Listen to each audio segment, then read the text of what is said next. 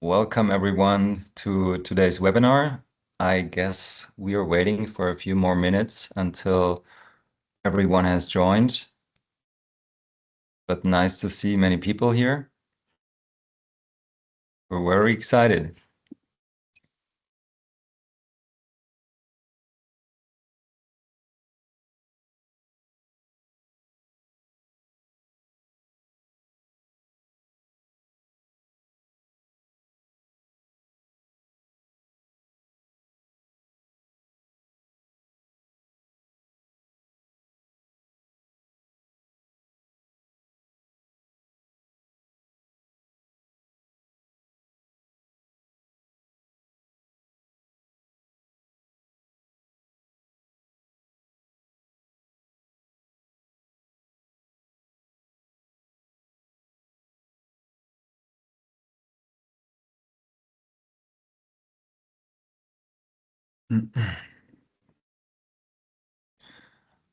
Okay, so I guess we have gathered now together. So once again, hello everyone. I'm very glad to welcome you to our webinar today. And before I hand over to my wonderful colleague Hybrie, I would briefly introduce our company. Who is Centrii? We are a CFP Energy Group company based in London, Hammersmith, and we were founded in 2022. And what is it, what we are doing as a company? Our core product is the Centrii portal, which is the first software as a service platform built specifically for renewable energy. We provide robust cybersecurity and compliance solutions built especially for critical energy infrastructure. And in short, what does that mean? What does our platform do? It empowers you to actively monitor OT threats and automates your compliance reporting across all assets. And with that, we help you optimize asset performance, ensuring that your infrastructure remains resilient, fully compliant, and financially secure. And last but not least, what is the outcome of it? So with that, we guarantee grid-ready cybersecurity. We secure your modern energy assets from wind and solar to battery storage and control systems, and also supply chain integration. We bring your vendors and assets into one clear overview and making it easy to manage supply chain risks. And last but not least, fast business recovery. If a cyber attack happens, our automated tools make sure your operations keep running with minimal downtime. And yeah, with that in mind, I would like to mention also we are everywhere across the globe at every big trade fair. And by the end of June, from June 23rd to June 25th, we are at the Intersolar in Munich, and we would like to meet all of you in person. And yeah, with that in mind, without further ado, I would like to hand over to my wonderful colleague, Hybrie.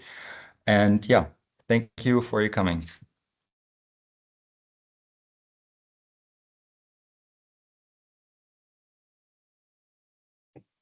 Good afternoon, everyone. So good to meet you. It would be nice to see you right now, but my job is to create a scenery right now and tell you a little bit more about our content. But what was very interesting was you had a quick view of how we started our webinar, and what was interesting is you were part of our discussions in the beginning. So just like cybersecurity, you don't always know when an incident is happening, and I think we experience the same. So let me create our scenery to start off the webinar, and then we can explain what we will be doing today, what we will be covering, the evolution of modern renewable energy infrastructure, why traditional cybersecurity approaches are no longer enough, the shift from compliance to operational resilience governance, building the future-ready renewable energy operator, and how we, as Centrii, can hopefully support you in that process. So here we go. Let's start creating a scene. A battery storage operator receives a call from the O&M remote operating team. They are seeing intermittent telemetry issues across several sites. And basically at the same time, the balancing platform starts reporting inconsistent communications. The remote engineers struggle to connect reliably through the VPN, and operational dashboards begin to show gaps in live telemetry.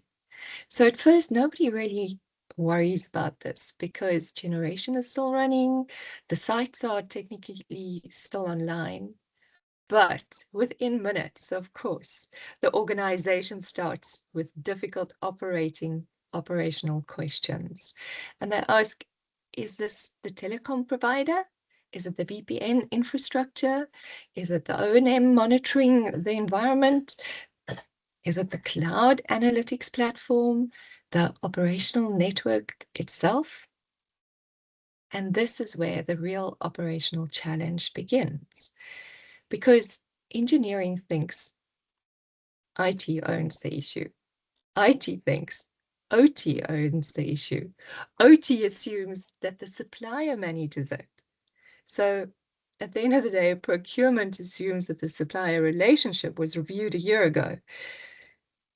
And meantime, all operation wants is visibility. Management wants answers.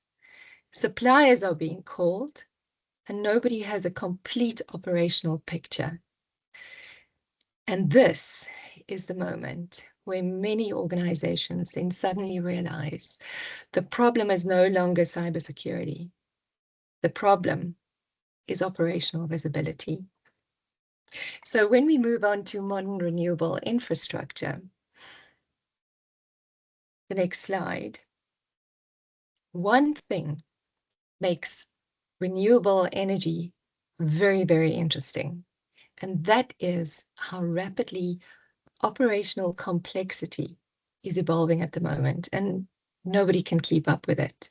10 years ago, many renewable environments were relatively isolated operationally, but today a wind farm or a battery site becomes an ecosystem. And that ecosystem involves your operational technology, your cloud connectivity, your remote engineering, O&M support, telecom dependencies, balancing systems, aggregators and external suppliers, of which all of those integration, of course, improve operational efficiency significantly. Look at remote support. It reduces the engineer's travel. Cloud analytics improves optimization. Balancing integration improved market participation. But operationally, those same improvements also introduce new resilience dependencies. And if one critical dependency fails, the operator may lose operational visibility, engineering coordination, remote diagnosis, or diagnostics. So this is one of the biggest shifts that are happening across the industry. The operational environment became far more interconnected than the governance environment. And that's why we need to look at what matters now. Regulators are starting to recognize this shift as well. Previously, many regulators focused mainly on technical security controls. The discussion was often around firewalls, antivirus, access control, patching, and incident reporting. But increasingly, the conversation is now shifting towards operational resilience. Now, an important classification here, very important, is that not every renewable operator automatically falls under the critical entity regulation obligations, because that applicability depends on criticality, operational importance, designation thresholds, and whether the organization is formally identified as critical infrastructure. And that's really important. But even where the critical entities regulation may not formally apply to the broader market, Direction is still very clear because investors, insurers, regulators, and counterparties increasingly expect operators to demonstrate operational visibility, resilience, supplier governance, accountability, and also operational awareness.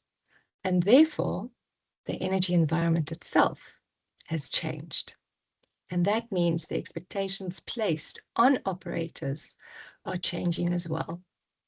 And therefore, we'd like to look at the regulatory landscape. One of the most common conversations we hear from operators goes something like this. We already have cybersecurity policies. We already have cybersecurity controls. We already have passed some audits. Some are implementing monitoring, and usually that's true. Some organizations really have all of that, and cybersecurity policies they have, sometimes monitoring tools, sometimes technical controls in place. But that's usually not the issue. The issue is operational visibility. As eventually, the difficult operational questions start appearing once they understand that concept, which is suppliers currently have remote access into operational systems. We don't know which telecom providers support which sites. We don't really understand, or they don't understand, which dependencies create concentration risks and which systems cannot currently be evidenced properly. Now, operationally, those questions become important during incidents, audits, investment reviews, supply chain failures, and the organization suddenly needs a clear operational picture to very quickly understand. And this is where the operators discover the information technically exists, but nobody can assemble them fast enough to support operational decision-making. And this is where our operational resilience maturity journey kicks in. And Germany sort of implements this slightly differently. Germany often adds additional operational depth on top of the European baseline. NIS2 creates the European foundation, but Germany increases focus on operational proof. Germany approaches it by asking questions like, who owns the controls? How are they governed? How are they evidenced? How are operational dependencies managed? How are suppliers governed? And how are remote connections controlled? And operationally, this becomes important because renewable infrastructure today is no longer static infrastructure. And because of that, governance itself becomes operational.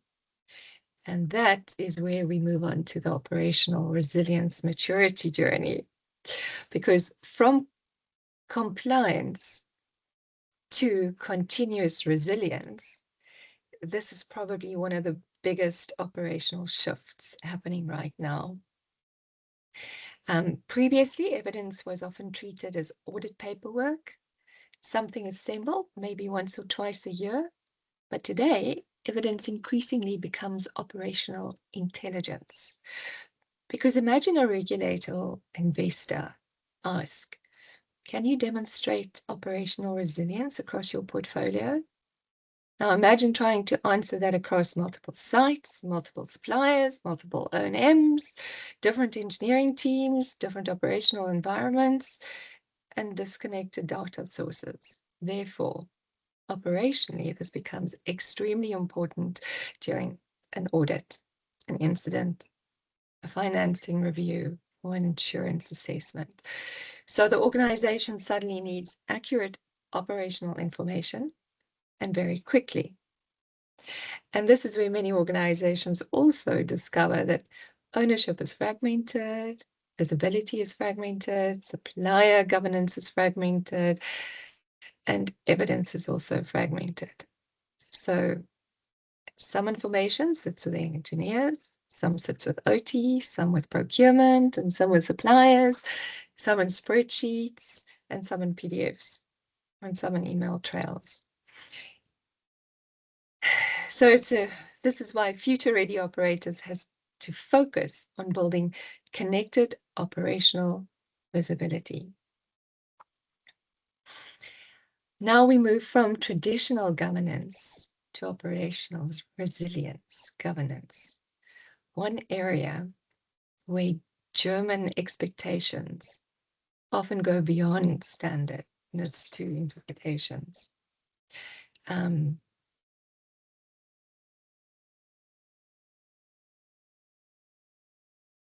So NIS2 is intentionally broad and technically neutral, but with the German energy environment, there's often much greater operational focus on OT segmentation, remote access governance, monitoring, logging, privilege access, supplier connectivity, and operational resilience. So now imagine an organization is trying to answer a seemingly simple question, which operators currently have remote operational access into production environments. We don't know which suppliers they are. Operationally, this matters because remote access often provides the ability to influence operational diagnostics, access engineering system, change configurations, or affect operational visibility. But this is where operations and organizations often discover something uncomfortable. Engineering thinks OT owns the answer, IT assumes OT owns it, and OT assumes procurement reviewed it a year ago. And so suddenly then nobody fully owns or understands the operational picture. So it's important for us to look at critical infrastructure dependency, the ecosystem right now. One of the biggest mindset shifts happening right now is around incident response. Previously, incident response was viewed mainly as a technical security exercise, but today, operational incident increasingly becomes sort of coordination. It becomes an coordination problem. And the reason for that is because during disruption, engineers, IT, OT, suppliers, legal, operations, and management, all of them need to be coordinated rapidly. And operationally, this becomes important because resilience increasingly depends on decision-making, communication, ownership, and visibility under pressure. And many organizations discover the hardest part of an incident is not necessarily the technology itself, it is the coordination. So now we want to move into a form of compliance to continual resilience. And we want to build operational resilience that lasts.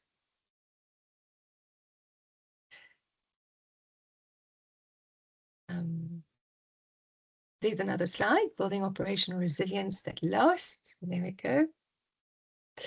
And this is where the risk register starts becoming somewhat completely different.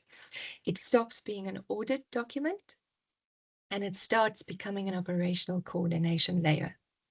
A modern risk register increasingly becomes where dependencies are connected, where supplier risks are tracked, where ownership becomes visible, where governance activities are evidenced, where operational decisions are recorded, and where resilience becomes measurable. And operationally, this becomes powerful because organizations can now suddenly answer questions much faster. Questions like, which suppliers now affect this site or any other sites? Which risks remain unresolved? Which dependencies create concentration risks which controls cannot currently be evidenced, and which operational issues require executive attention. And that is actually quite a major shift. So when we look at information security management system, and we are going to explain to you how Centrii, our product, fits into this context, we will be stronger together, in terms of the resilience ecosystem, if we implement all of these products.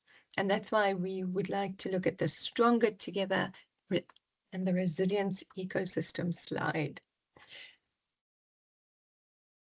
And this is also why concepts like the information security management system governance are becoming increasingly important, because eventually organization reaches a point where cybersecurity and operational resilience can no longer be managed informally. So as the renewable operations become more interconnected, there are simply too many assets, too many suppliers, remote access pathways, operational dependencies, balancing obligations, telecom providers, risks, and governance requirements. And as we saw in a real life scenario, a single operational disruption can quickly create cascading technical, operational, financial, and regulatory consequences right across the ecosystem. So the organization really needs to structure operational management in terms of a system behind cybersecurity itself.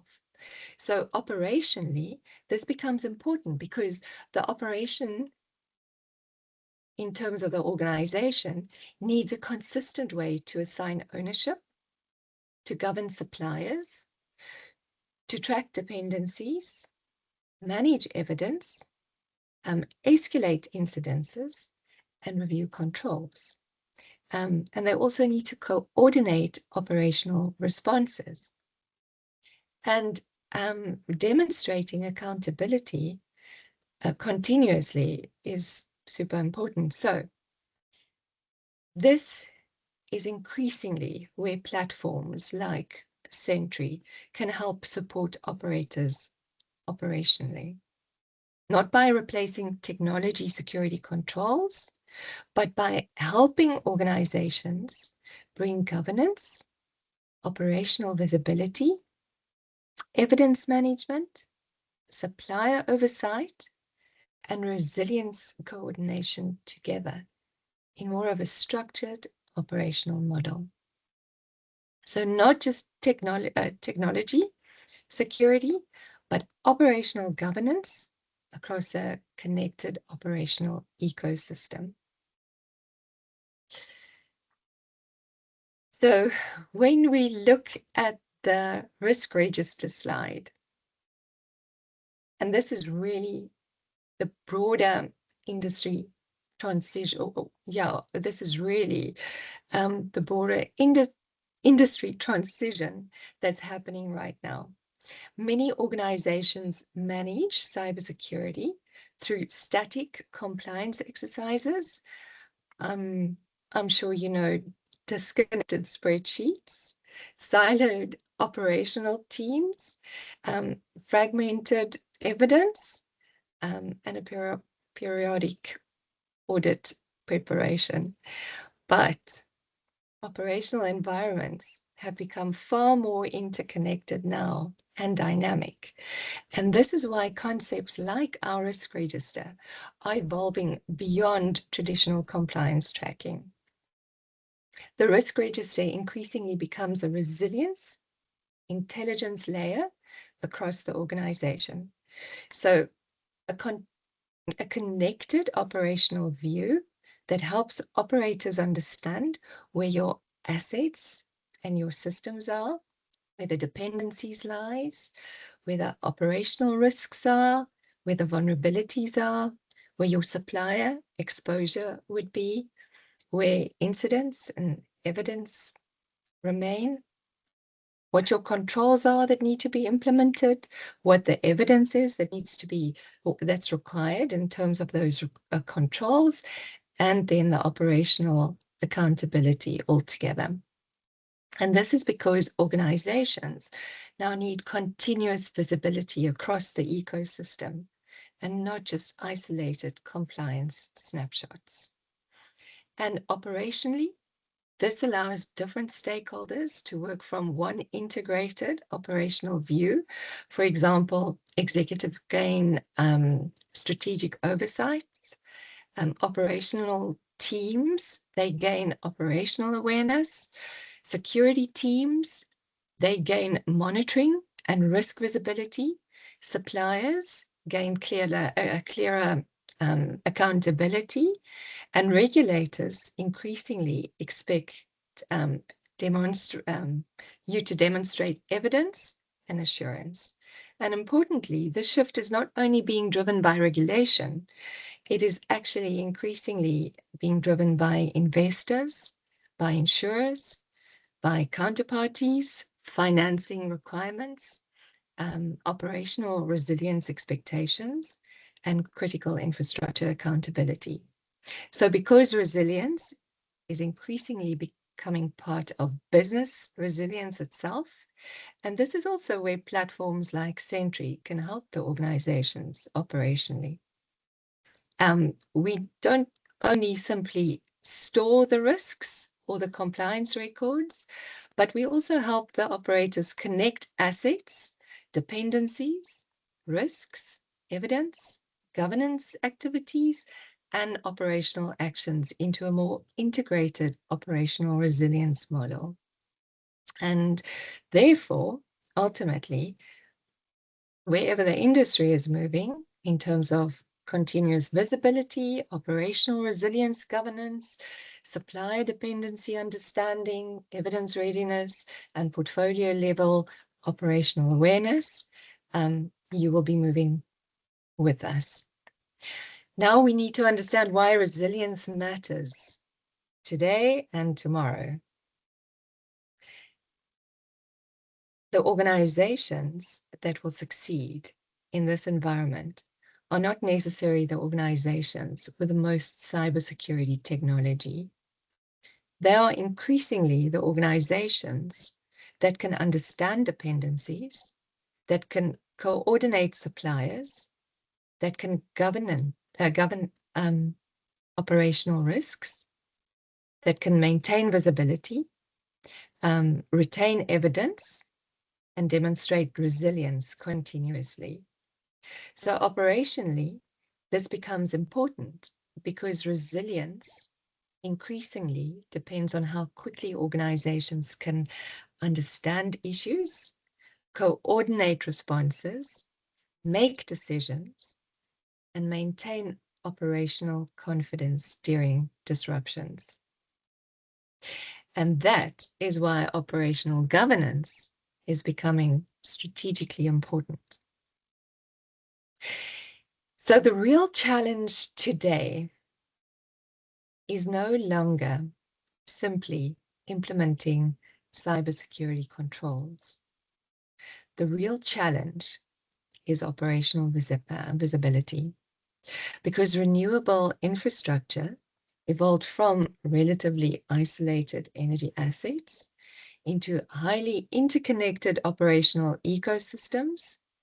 And the organizations that will succeed in this new environment are the organizations that can continuously understand dependencies, govern operational risks, coordinate suppliers, maintain evidence, and demonstrate resilience operationally. And that is really the shift that the renewable energy industry is now navigating together. So, yeah, I hope that explained exactly what we were trying to put together today. Fabian, would this be an opportunity for us to perhaps hear from the audience? Yes, Hybrie, we have one question. So I'm just gonna read it for you. It's gonna be, could you maybe comment shortly on the requirements for the NZIA auctions defined by the EU and foreseen for Germany as well, starting in 2027? As far as I know, they are directly linked to the NIS2. Sorry, just say that again, Fabian. Once again, yeah, no problem. Could you maybe comment shortly on the requirements for NZIA auctions defined by the EU and foreseen for Germany as well, starting in 2027? As far as I know, they are directly linked to the NIS2. The auctions, Yeah, NCIA auctions, starting in NIS2.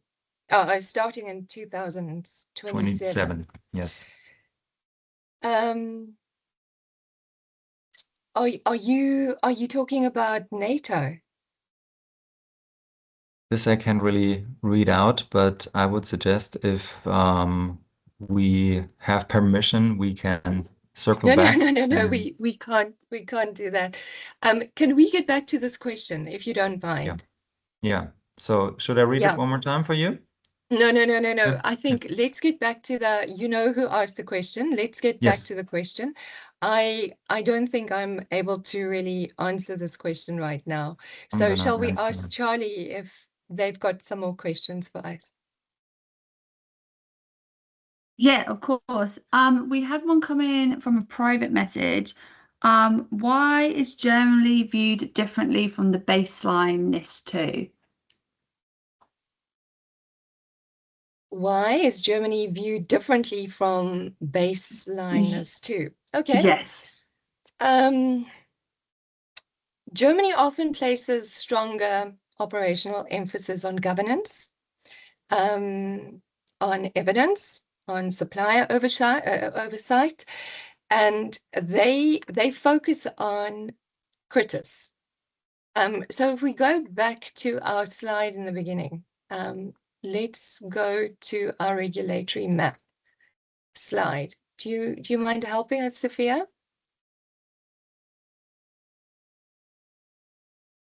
Get back to that slide.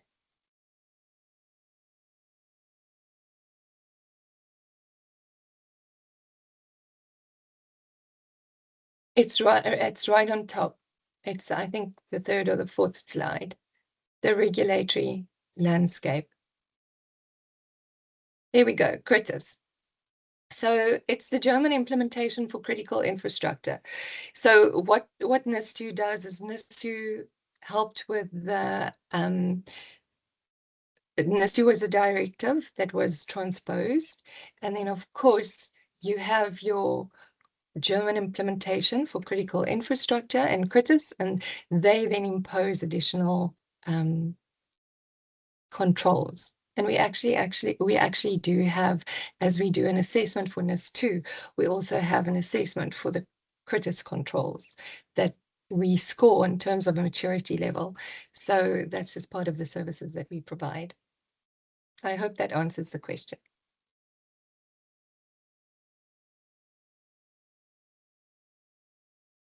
There was also another one which came through, which was what is the difference between traditional compliance and operational resilience? Okay. Traditional compliance often focuses on providing controls, cybersecurity controls.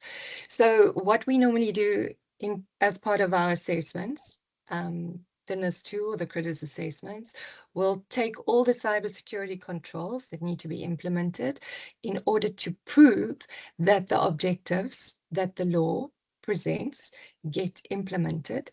And that's what your traditional compliance normally does. It focuses on proving that those controls exist. So those controls would be proven by having standards that you implement. And those standards will then be the evidence that those controls are being implemented. operational resilience then focuses on whether the organization can continue operating effectively during disruption. So now we don't just focus on cybersecurity controls anymore, we focus on the wider ecosystem. So we focus on physical security, for example. So there are various additional security controls that then will be implemented. I hope that answers the question. Perfect. And then the last one is about the risk register. So why is the risk register becoming more important? Does it fully automate things to take? Does it fully automate to take away burden from the rest of the team? Well, the risk register is quite interesting. I wish we actually included, because obviously it's something that you guys are interested in, and I wish we actually included more pictures of the risk register. But what we've understood so far is one of the biggest drivers for NIS2 and for CRITIS at this point in time is to sort of have an understanding of your risk management posture. So every single operator needs to have a risk management program in place. And I think it's a very important part of Germany as well.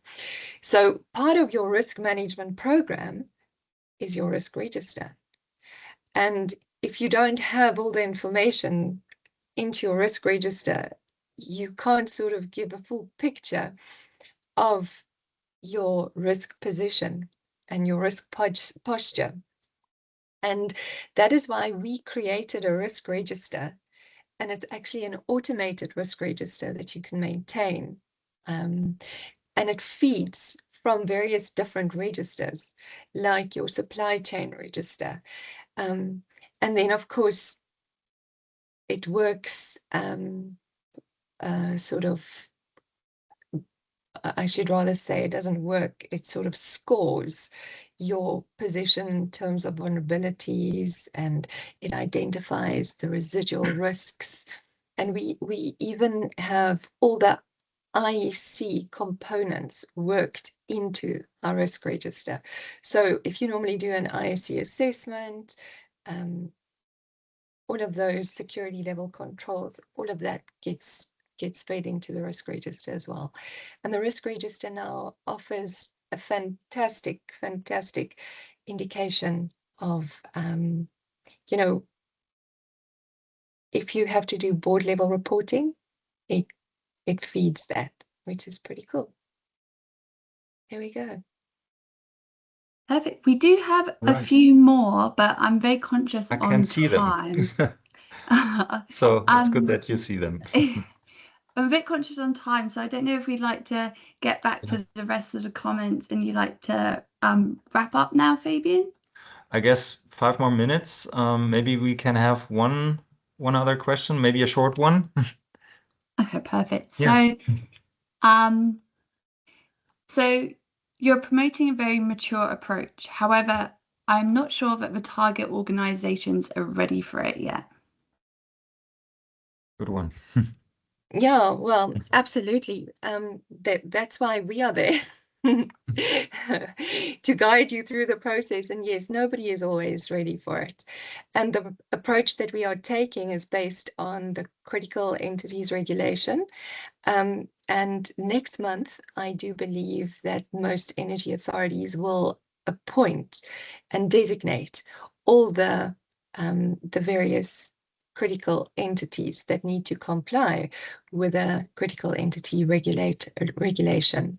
And all of these components need to be looked at and taken care of by, well, it's also a regulation, it's also a law, so you need to implement it, and it will have oversight. And what we've also been experiencing is funds come to us, and the funds say, well, we've got a problem. We can't release funding if you don't have all of these additional controls in place. And of course, risk is one of the big issues. So it might feel like we're a little bit advanced, but actually we're just trying to keep up with regulation at this point in time. And if you do feel that this is fairly advanced, it's not a big deal, because most of the companies that we see that do come to us with a 20% maturity level, which means they actually need to get to at least 60 or 75% to pass supervision, or to be able to just prove that they are actively engaged in the process. So yeah, if you do feel that this is very advanced, we're happy to share with you the tools that we've designed, how we get there, and how we can help your organization get there at the same time. I saw another question, so maybe we can answer this quite shortly. I read it out loud. You are promoting a very mature approach. However, I am not sure that the target organizations are ready for it. So it's not a question of communicating your solutions, but one of education and competence development, and that's a challenge. So it's not like a question, maybe it's more a statement the person wants to get from you. I totally agree, and that's why we have workshops. That's why we have consultation, and that's why we would love to book a follow-up session with you. Yeah. And we do have your contact details, so we Yeah. will be following up with you, and we will give you a one-on-one session. Yeah. And take you through the process. That's a good cliffhanger, because maybe, as you could see, I shared my book a meeting link in the chat. So when you click on it, you see for the next 6 or 8 weeks my free times. Also, if you want to meet us in Munich and book a meeting for that, or a one-on-one demo in maybe next week. So for that in mind, just use the link, and yeah, we would like to meet you in person. And yeah, so I guess we are now ready, and it was a pleasure. And thank you for your coming. Thanks for your time. And yeah, we wish you a great rest of the week. Thank you. All right.